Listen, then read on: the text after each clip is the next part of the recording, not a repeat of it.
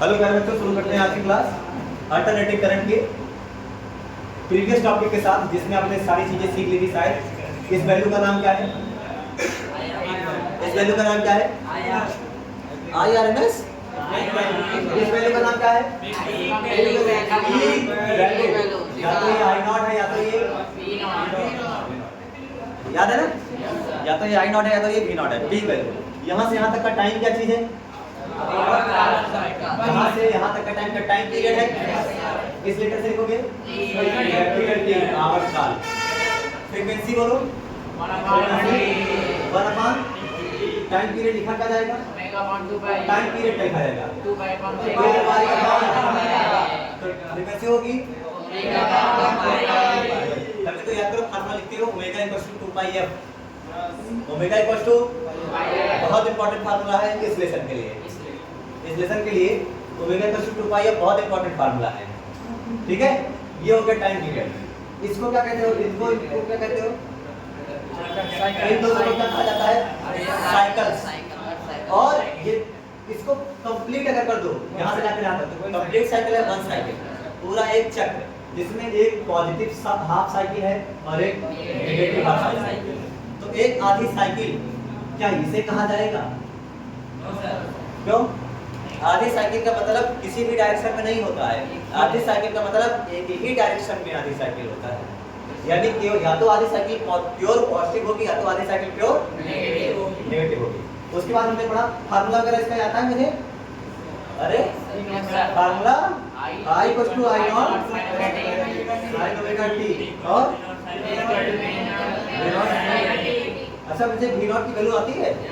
क्या होती है V नॉट की वैल्यू? अगर कुंडली में n फेरा हो V नॉट की वैल्यू, अगर कुंडली में n फेरे हो, बी फील्ड हो, एरिया ए हो, ओमेगा की वेलोसिटी से घुमाया जा रहा हो तो b omega n b a omega का ये पीक वैल्यू होती है। इसी को कौन सी वैल्यू कहते हो? शिखर मान। पीक वैल्यू, शिखर मान या महत्तम मान, ये हो गया आपका पीक वैल्यू। वेव कैसी आती है? साइनसॉइडल, ज्यावक्रीय। कैसी आती है? ज्यावक्रीय, ज्यावक्रीय आती है। और ये I नॉट और V नॉट, I नॉट और V नॉट, ये सब पीक वैल्यू होते हैं। और इसमें एक और चीज आपने पढ़ा था कि सर पीक वैल्यू के बाद हम पढ़ेंगे आगे चलकर root mean square value, RMS value. कौन सी वैल्यू? आरएमएस। और आरएमएस वैल्यू जो हमारे घरों में जो फ्रीक्वेंसी आती है, उसको बनाने का सिंबल मैंने कहा अल्टरनेटिंग करंट को ऐसे बनाया जाएगा, 220 वोल्ट लिखेंगे और 50 हर्ट्ज लिखेंगे। अपने इंडिया वाली लाइट, अपने इंडिया वाली अल्टरनेटिंग करंट लाइट ऐसे लिखा जाता है, 220 वोल्ट और 50 हर्ट्ज। 50 हर्ट्ज का मतलब 1 सेकंड में कितनी बार जीरो? 100 बार जीरो। 1 सेकंड में 100 बार चलेगा, 100 बार बजेगा। 220 वोल्ट पे चलाई जाती है, तो उसकी सप्लाई, उसकी जो सप्लाई होती है 220। अमेरिका वाली 110 और कितना होता है? 60 होती है, वो अलग ही होती है ना। और अगर ओमेगा की बात करें तो omega equals to 2πf, omega equals to 2 * pi 3.14 * f की वैल्यू कितनी है? 50।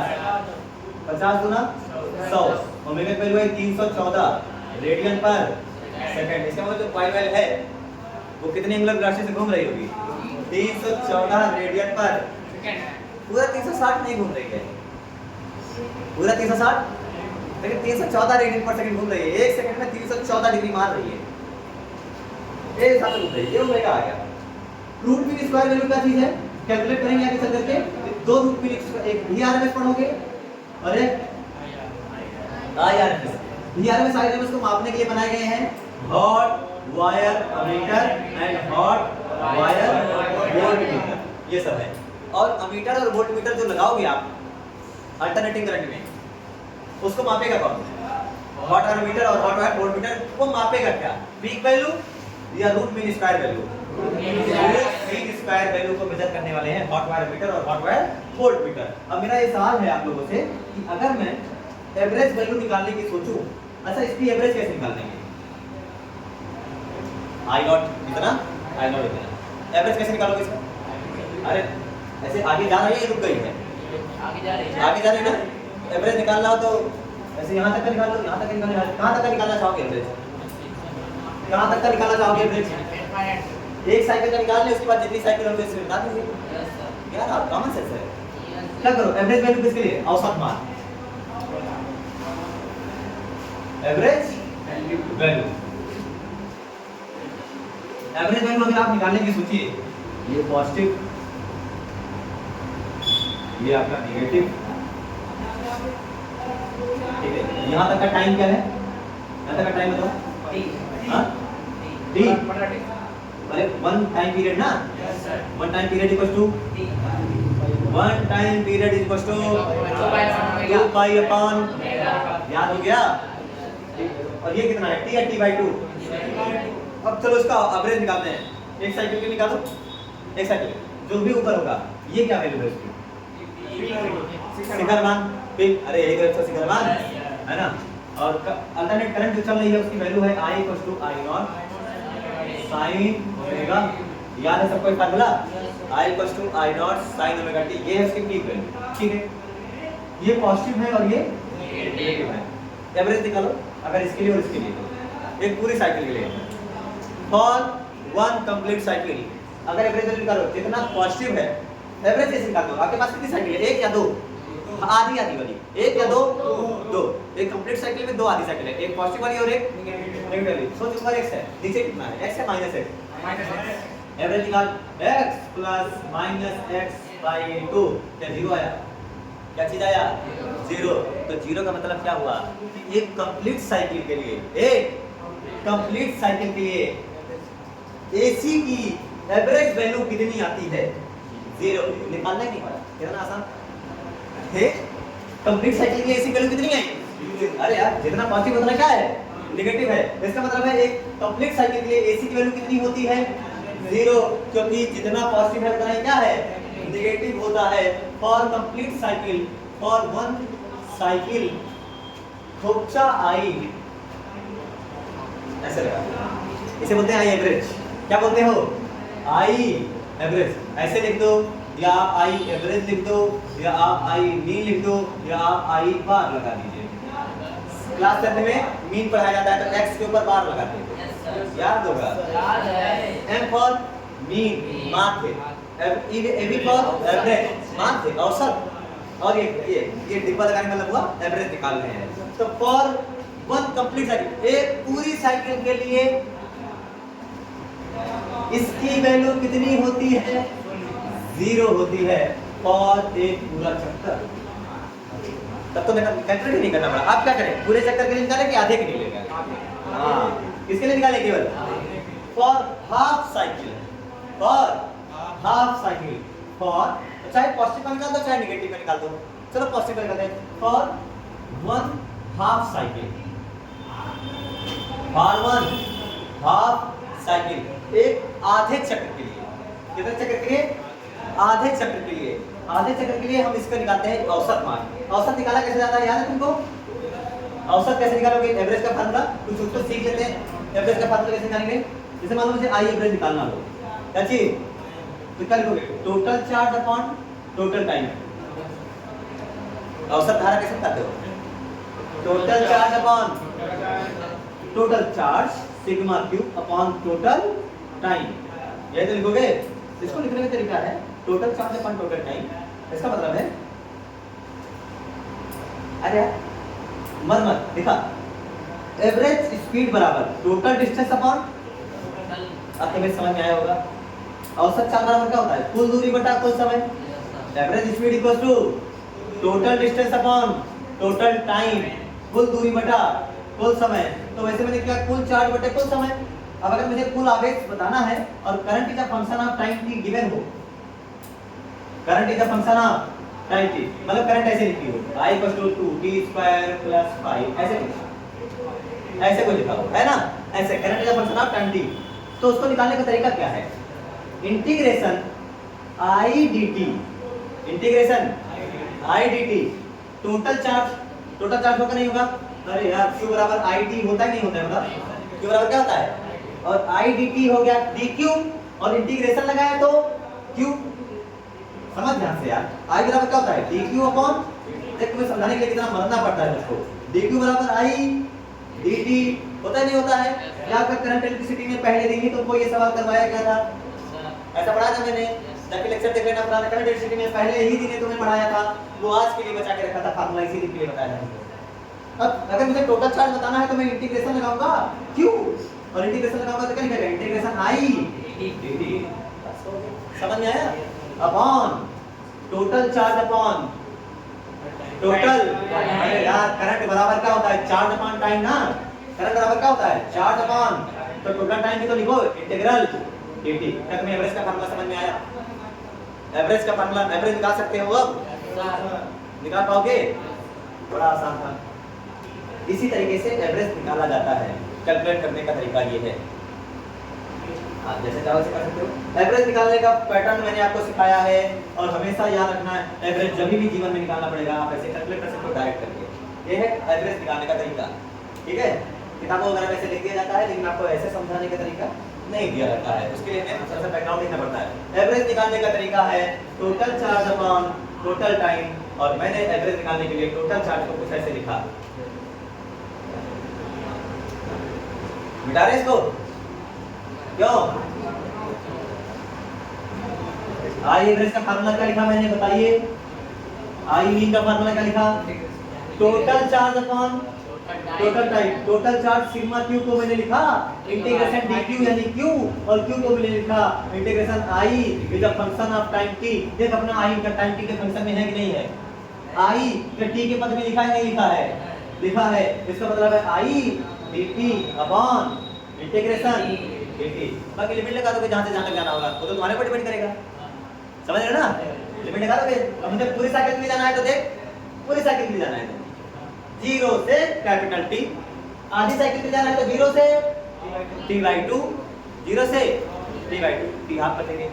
तो फॉर वन साइकिल यानी फॉर वन साइकिल में टाइम पीरियड कितना है, पूरा कंप्लीट T, एक पूरे चक्कर के लिए 0। चलो फॉर हाफ साइकिल बताओ I average, I average integration I dt upon integration dt। आई की value I not sin omega t, आधी साइकिल के लिए पूरी साइकिल के लिए 0 से t या t/2 पूरे का बटा इंटीग्रेशन dt, इंटीग्रेशन, अरे क्या इंटीग्रेशन dt t ही आएगा, इंटीग्रेशन dx क्या होता है x, तो इंटीग्रेशन dt क्या आएगा, t ही आएगा। लिमिट लगा दो 0 से t/2। किताबों में आपको शायद यहाँ डायरेक्ट लिखा मिलेगा t, डायरेक्ट का लिखा मिलेगा t, हाँ किताबों में क्यों, तो क्यों पूरा कर देते हैं। तो ये ऐसा ना करके आप ये करोगे तो आपको समझ में आएगा कि कहाँ t करेंगे कहाँ t/2 होगा, तो समझ में ज्यादा अच्छे से आएगा।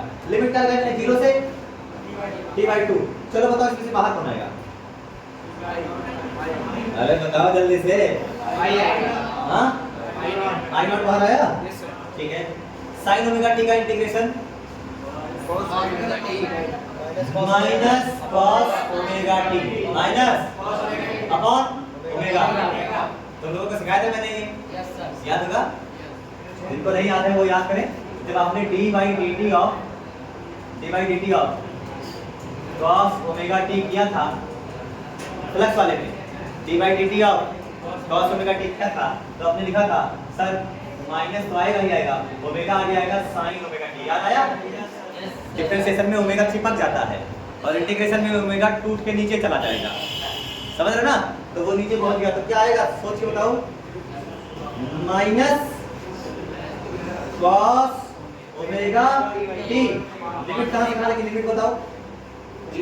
0 से t/2। लिमिट लगी 0 से t/2 अपॉन ओमेगा अपॉन, समझ पाए? डिफरेंशिएशन में चिपक जाता है, इंटीग्रेशन में लटक जाता है, देख अपॉन ओमेगा। नीचे 0 से t/2 dt। 0 से t/2 का मतलब क्या होगा, 0 से t/2 का मतलब यहाँ सॉल्यूशन कितना आएगा, सॉल्यूशन कब आएगा, केवल t, सॉल्यूशन क्या आएगा, सॉल्यूशन आएगा t। लिमिट लगेगी 0 से t/2। समझ पाए इस चीज को, समझ पाए ना? ठीक, आगे बोलो। आई एवरेज की वैल्यू आगे आएगी आई नॉट अपॉन ओमेगा। अच्छा ध्यान से देखो ये t जब t/2 हो रहा है, चलो रख लेते हैं बाद में। अच्छा यहाँ t किसके पद में है, टाइम वाला, ओमेगा के टर्म में, तो इस t को भी किसके टर्म में लिखा जाए, ओमेगा के टर्म में। तो हमें पता है ओमेगा बराबर t बराबर होता है 2π/ओमेगा, t बराबर 2π/, सवाल है t या t/2। सोचिए दो इधर लाएगा तो क्या बन जाएगा, t/, यानी जहाँ t/2 है वहाँ मैं क्या लिख सकता हूँ पाई अपॉन ओमेगा। तो मैं लिमिट चेंज कर रहा हूँ, यहाँ भले वो लिखा था बट यहाँ मैंने लिखा पाई बाई ओमेगा। यहाँ मैंने क्या लिखा पाई बाई, समझ पाए इस चीज को। चलो आगे सॉल्व करो। तो माइनस बना रहने दीजिए, माइनस बना रहने दीजिए, जो जो लिख सकते हो लिखो सब लोग। क्या होगा बताइए, ये t की वैल्यू क्या है, higher limit minus lower limit, तो पाई बाई ओमेगा माइनस केवल क्या बचेगा पाई बाई ओमेगा। ओमेगा गया ऊपर, पाई बाई, यहाँ केवल क्या बचेगा पाई बाई ओमेगा ही तो बचेगा। ओमेगा कहाँ जाएगा ऊपर, तो ओमेगा गया ऊपर और ओमेगा से ओमेगा गया। जिनको ना समझ में आया मैं लिख दे रहा हूँ आई नॉट ओमेगा अपॉन ओमेगा। और क्या यहाँ से बचा पाई, क्या बचा, और यहाँ ध्यान से देख अंदर माइनस है तो तू लोअर माइनस हायर करेगा। कितनी बार पढ़ाना पड़ेगा ये, समझ आया। अगर अंदर माइनस होता है तो क्या करता है लोअर माइनस हायर। तो सोच t की जगह पर 0 रखोगे तो क्या सब 0, तो लिखा जाएगा cos 0। समझ पाए कहां से आया, मैंने डायरेक्ट लोअर लिमिट कैसे रख दिया क्योंकि अंदर क्या था माइनस, और t जैसे लिखोगे 0 तुरंत क्या कर देगा सबको 0। लोअर माइनस हायर, हायर कितना है cos ओमेगा इनटू t कितना है पाई बाई, क्या ओमेगा से ओमेगा गया, केवल क्या बचा cos पाई। cos पाई की वैल्यू 1 या -1, cos पाई की वैल्यू cos 180 रे -1, 1 माइनस -1 जब 2, अरे यार 1 माइनस cos पाई की वैल्यू -1 कितना आएगा 2 आएगा ना। तो 1 + 1 कितना हो गया 2। ओमेगा से ओमेगा गया, ओमेगा से ओमेगा गया तो आपके पास आया आई एवरेज, आई मीन बराबर आया 1 + 1 2 आई नॉट अपॉन आई, ये आती है एवरेज वैल्यू। ऐसे ही आएगा Vm 2 V naught upon pi. मैंने किसके लिए निकाला था for positive half cycle, so negative के लिए यही आएगा -2 आई नॉट अपॉन पाई। और जो डीसी अमीटर, जो डीसी करंट को मेजर करने के लिए, मतलब डीसी वोल्टेज को मेजर करने के लिए है ना, डायरेक्ट वाले को मेजर करने के लिए जो लगाए जाते हैं इंस्ट्रूमेंट वो यही मेजर करते हैं एवरेज। जो अमीटर और वोल्टमीटर अभी वहां लगाते थे वो यही मेजर करते थे, ठीक है। वो भी पीक वैल्यू नहीं बताते, पीक वैल्यू हम कैलकुलेट करके बताते हैं। बात समझ आई। पीक वैल्यू इस तरीके से बताया जाता है। पीक वैल्यू बताने का तरीका ये है कि अगर मैं जो भी आएगा ये सॉल्व करने पर है ना, ये सॉल्व करने पर हमारा आएगा 0. देखो ऊपर 2 है नीचे क्या है 3.4, सॉल्व करने पर आएगा 0.637, 0.637 सॉल्व करने पर आएगा Im = 0.637 ऐसे और आएगा इनटू y नॉट, ये है यही आता है v नॉट। अच्छा तो सवाल ये है कि जो हमने लिमिट रखी थी 0 से t/2 तक, कहां से यहां से यहां तक, अरे ये पूरा t है ना, ये कितना टाइम होगा बेटा that is pi by omega, pi by. अगर पूरे 2 पाई बाई ओमेगा के लिए जाऊं तो 0 आएगा। यही आपको लिमिट रख के चेक करना है कि for whole 2 pi by omega ये कितना आएगा, ठीक है। होमवर्क के लिए चेक करना, और आंसर क्या मुझे पता है अभी से ही कितना आएगा 0। लेकिन हम खुद से करके देखेंगे ताकि लिमिट वगैरह हमें समझ में आएगा कि फॉर होल साइकिल यानी पूरी लिमिट के लिए कितना आएगा। अच्छा ये तो हो गया एवरेज वैल्यू एसी का। लेकिन जो अमीटर और वोल्टमीटर मेजर करते हैं वो कौन सी वैल्यू होती है, इसमें जो अमीटर वोल्टमीटर लगाओगे वो क्या मेजर करते हैं एवरेज, एवरेज क्या वो मेजर करते हैं आरएमएस। उसका वैल्यू, उसका नाम क्या है रूट मीन स्क्वायर वैल्यू, वर्ग माध्य मूल 4 नहीं मान, वेलोसिटी वहां पड़ा था रूट मीन स्क्वायर वैल्यू, वो भी स्पीड की वर्ग माध्य मूल मान होता था है ना। तो स्पीड क्यों दी थी, यहाँ किसकी वैल्यू निकालोगे, किसकी, हिंदी में क्या लिखा जाता है वर्ग माध्य मूल मान। किसका वर्ग माध्य मूल मान बताओगे, किसका, प्रत्यावर्ती धारा का, एसी का। अब मेरे कुछ सवाल, अगर पूरी कंप्लीट साइकिल का स्क्वायर लो, सॉरी पूरी कंप्लीट साइकिल का एवरेज लो तो आंसर कितना आएगा 0। क्यों 0, बिकॉज जीरो क्योंकि ये पॉइंट जितना पॉजिटिव है उतना ही ठीक है। लेकिन सोच, अगर मैं मीन लेने से पहले दोनों साइकिल का स्क्वायर कर लो, पॉजिटिव का स्क्वायर और नेगेटिव का स्क्वायर और फिर एवरेज लूं, तब जीरो नहीं आएगा। क्या लिखा है इधर देख, रूट मीन स्क्वायर वैल्यू। कौन सी value? Root mean square. Hindi में सीधा चलोगे, इंग्लिश में उल्टा। पहले क्या ले, पहले क्या कर, देख आधी साइकिल के जिंदगी भर कुछ करना ही नहीं है, आधी साइकिल के लिए कोई दिक्कत ही नहीं है। But for complete cycle, for complete cycle direct अगर जोड़ेगा तो आंसर क्या आएगा? अगर डायरेक्ट जोड़ोगे तो आंसर आएगा जीरो। लेकिन मैंने कहा कि पहले मैं क्या करूं, स्क्वायर, फिर स्क्वायर लेने के बाद क्या नेगेटिव वाला भी पॉजिटिव हो जाएगा, तो नेगेटिव वाला पॉजिटिव हो जाएगा। फिर उसका क्या ले लिया जाए, मीन, और मीन लेने के बाद उसका क्या निकाल दे, रूट। अपने आप सवाल सॉल्व हो जाएगा। समझ में आया? तो नेगेटिव वाली जो पूरी साइकिल, आपके मन में आया ये बात आई होगी, सर पूरी साइकिल के लिए नाइंसाफी हो रही है, आपने आधी साइकिल के लिए बात निकाल कर दिया, पूरी साइकिल में वैल्यू नहीं बताई। और जो आप लगाओगे अपने एमीटर और वोल्टमीटर, वो आरएमएस मेजर करने को आएंगे। तो क्या चीज है आरएमएस? इसको लिखा कैसे जाता है? आईआरएमएस। क्या चीज है ये? आईआरएमएस। क्या लिखा जाएगा? आई का जो भी तुम्हारे पास आई है उसका क्या ले लो, स्क्वायर। क्या ले लो उसका? स्क्वायर लेने के बाद उसका एवरेज ले लो, स्क्वायर लेने के बाद उसका एवरेज ले लो। एवरेज स्क्वायर मीन और रूट, इसको कहा जाता है आईआरएमएस। समझ में आया? आईआरएमएस क्या चीज है? ये किसके लिए है? आधी साइकिल या पूरी साइकिल के लिए? पूरी साइकिल में। क्यों पूरी साइकिल क्यों ले पाए? क्योंकि सर स्क्वायर लेने पर क्या हो गया, पॉजिटिव हो गया। और टाइम अब क्या लिमिट में पूरी टी शॉर्ट का पूरा लिमिट टी रख सकता हूँ, है कि नहीं है? तो मैं पहले क्या करूँ, आई नॉट का स्क्वायर लूँ, आई नॉट सॉरी आई का स्क्वायर, आई नॉट कहाँ जाएगा, आई का क्या करे स्क्वायर। आई का स्क्वायर क्या होगा, आई का स्क्वायर, आई बराबर होता क्या है, आई नॉट साइन ओमेगा टी। अब मुझे बताओ, फॉर कंप्लीट साइकिल, और कंप्लीट साइकिल पूरे 1 सेकंड के लिए, पूरे 1 सेकंड के लिए, और कंप्लीट पूरे 1 चक्र के लिए क्या किसी भी टाइम पर इंस्टेंटेनियस करंट की वैल्यू, उसका स्क्वायर का मीन हमें स्क्वायर में पॉजिटिव आएगा किसी भी टाइम पर, किसी भी टाइम पे जाना। इसका तो स्क्वायर होगा, आई का तो, आई क्या है, आई नॉट साइन ओमेगा टी, इसका जो स्क्वायर होगा क्या हमेशा पॉजिटिव ही होगा एट एनी टाइम। तो किसी भी क्षण प्रत्यावर्ती धारा के वर्ग के माध्य के वर्गमूल को वर्गमाध्य मूलमान कहते हैं। डेफिनेशन दे, वर्ग के माध्य के वर्गमूल को वर्गमाध्य मूलमान कहते हैं। At any instant the square, ऐसे ना बोलो, root and mean of square of AC at any instant.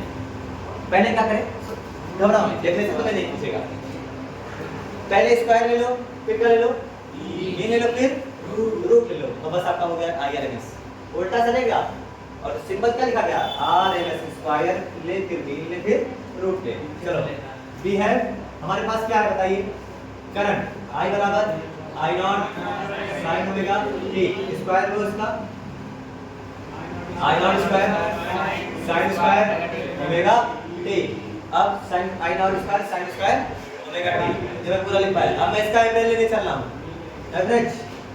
Average of I square. तो I स्क्वायर का एवरेज लेंगे तो कैसे लिखा जाएगा, वो I स्क्वायर का एवरेज लेंगे तो integration I dt I naught square sine square omega T into dt upon integration, limit करो फॉर कंप्लीट साइकिल 0 से कैपिटल टी।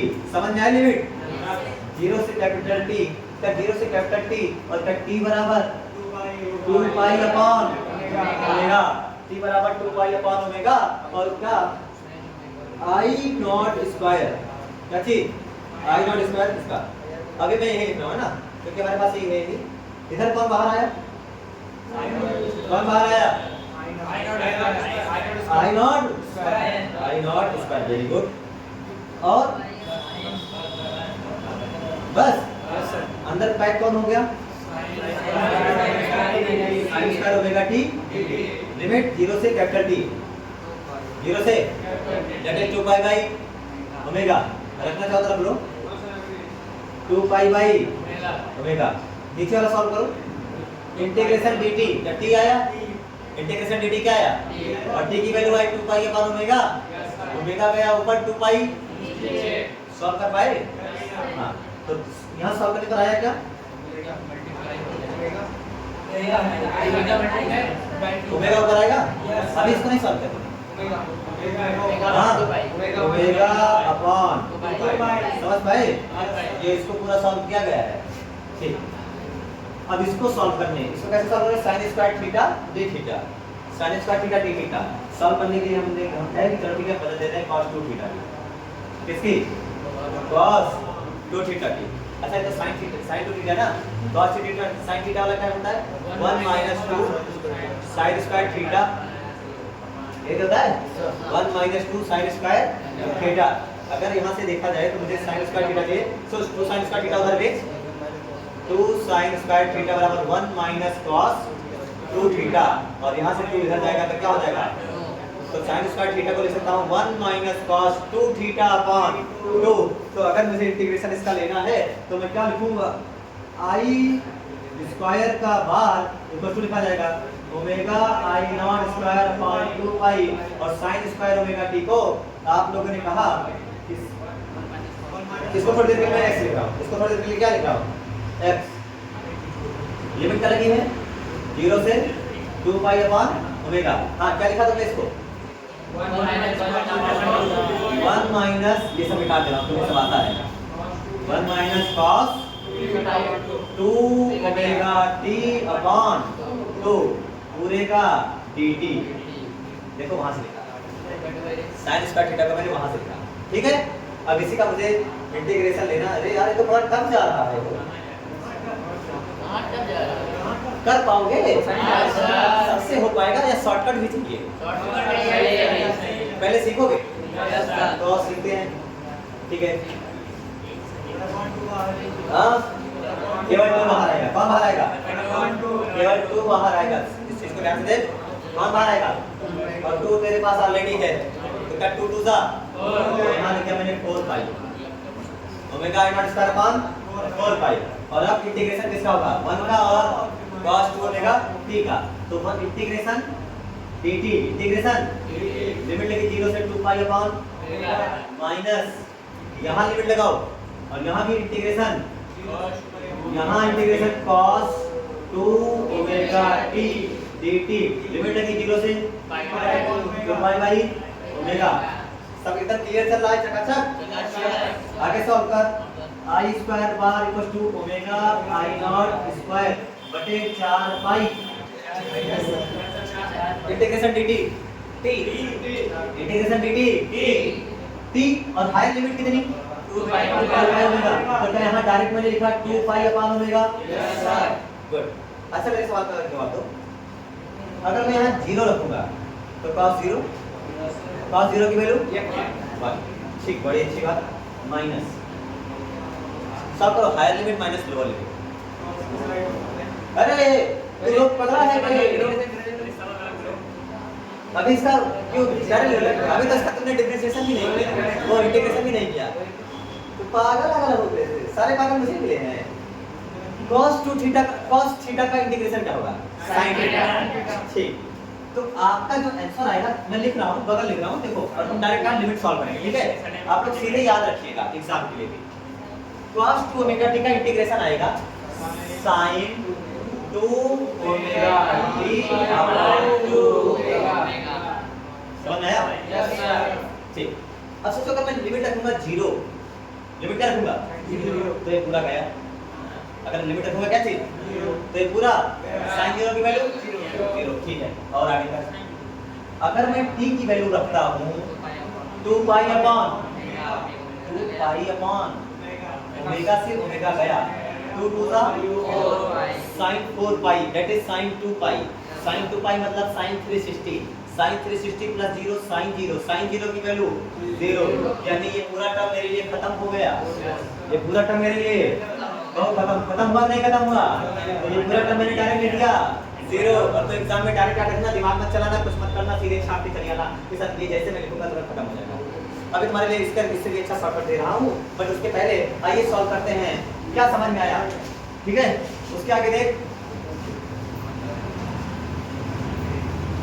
अब बताओ कुछ जा रहा है क्या? हैं? क्यों ना मुझे समझ आ रहा है? और कुछ नहीं जा रहा है।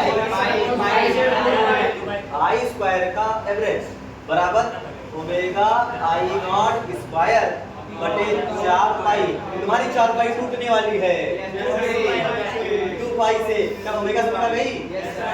पाई से पाई 2 1 जा 2 2 दा 4। तो आई स्क्वायर की वैल्यू क्या है? स्क्वायर मीन की वैल्यू आई नॉट स्क्वायर अपॉन। गजब, पहले बताओ तो यही करते क्या कहते हैं? अब जो तुम्हें याद करना है वो याद कर, यहीं पर याद कर लो, उसके बाद भविष्य में सीखना कुछ और। देख, अगर मैं यहाँ से किसको बाहर करूँ, केवल आई नॉट स्क्वायर को किसको बाहर करूँ?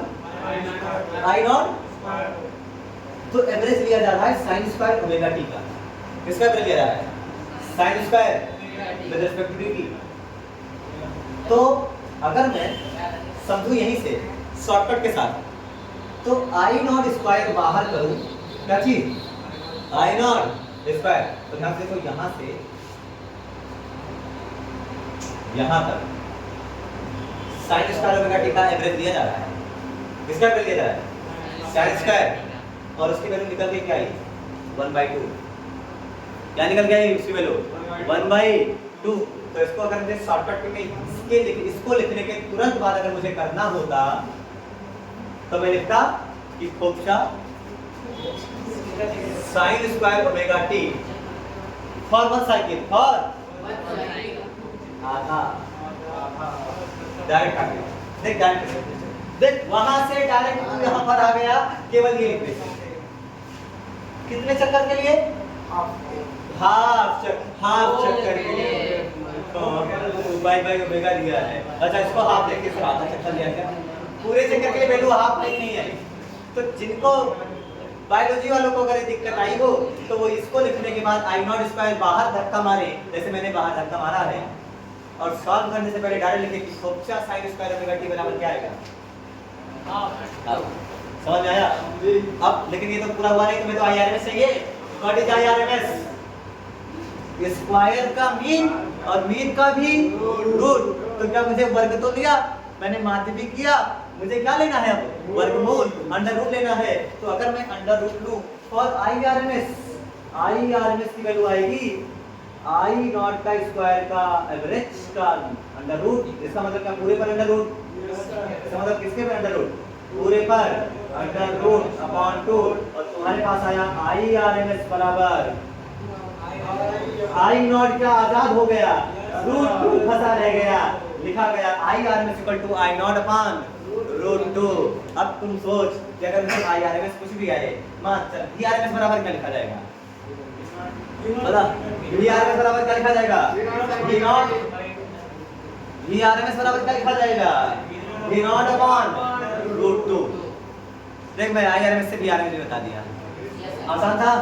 तो एक बार आईआरएमएस आ गया तो वीआरएमएस आ गया। ये आईआरएमएस आ रहा है, वीआरएमएस जो तुम्हारे अमीटर और वोल्टमीटर मेजर करते हैं, अमीटर और वोल्टमीटर मेजर करते हैं, उनका नाम है ये चीज आईआरएमएस और वीआरएमएस। और उसकी वैल्यू है आई नॉट अपॉन रूट 2। अगर इसको भी सॉल्व करा जाए तो अगर इसको भी क्या करा जाए? सॉल्व करा जाए। जैसे उसको सॉल्व किया था पाई अपॉन 2 अपॉन पाई आया था, नहीं आया था? तो कितना आया था? 0.63। अगर इसका भी सॉल्व करा जाएगा तो इसकी वैल्यू लगभग आएगी 0.707। इसकी वैल्यू कितनी आएगी? 0.707। तो IRMS equal to that is 0.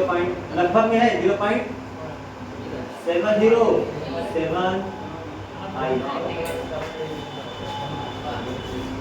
समझ आया? आसान क्या था? ये आसान था। मैं तो कहूँगा तू यही कर, मर मत इतना, शहीद नहीं होना है तुम्हें, तुम इसी में फंसे रह जाओगे। देखो यहाँ से मैथ शुरू हो गई थी, मैथ इंटीग्रेशन चल रहा शुरू हुआ था, नहीं शुरू हुआ था? अब उसके लिए कुछ लोग नींद आई होगी, गए हम खत्म, हम तो इसी में मर गए।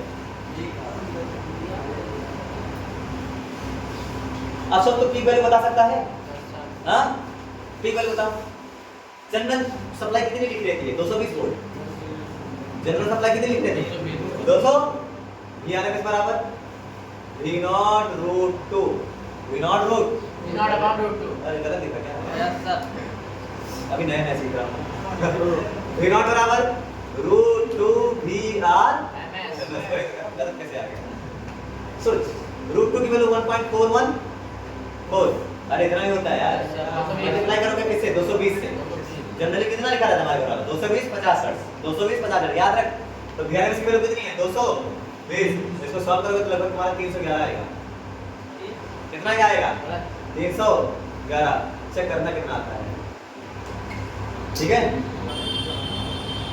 कैलकुलेट कर 1.414 into 2 एकदम वही आता है। आ रहा है ना? Yes sir. तो लगभग कितना आता है? V नॉट की वैल्यू जो हमारे घर में आ रही है लगभग कितनी आ रही है? 311 वोल्ट लगभग आ रही है। घर में आने वाली सप्लाई अल्टरनेटिंग सप्लाई होती है, साइनोसाइडल होती है, उसको मापने वाले एमीटर और वोल्टमीटर अलग तरीके के होते हैं। उसको मापने वाले एमीटर वोल्टमीटर अलग तरीके के होते हैं, जो hot wire ammeter, hot wire voltmeter के नाम से जाने जाते हैं। और वो एवरेज मेजर नहीं करते, वो पीक मेजर नहीं करते, वो जो मेजर करते हैं उसका नाम है आरएमएस। क्या चीज? आरएमएस। हम भी अगर मान लो सर्किट बनाया, डायग्राम बनाया और बीच में गोला बना के ए लिख दिया, मैंने पूछा रीडिंग ऑफ ए, तो तुम नॉट बताओगे, पीक बताओगे, एवरेज बताओगे या आरएमएस बताओगे? आरएमएस। अगर रीडिंग ऑफ मीटर या रीडिंग ऑफ वोल्टमीटर कोई भी सवाल तुम्हारे सामने दागा जाए तो उसमें तुम्हें केवल आरएमएस ही बताना है, और आरएमएस बताने का तरीका तुम्हारे पास लिखा गया है इधर, I नॉट अपॉन रूट 2। ये आरएमएस बराबर V नॉट अपॉन रूट 2। समझ में आया? ठीक है, क्लियर हुआ ना? अब बस आज के लिए इतना ही, तब तक के लिए नोट्स बनाते रहिए, रिवीजन करते रहिए।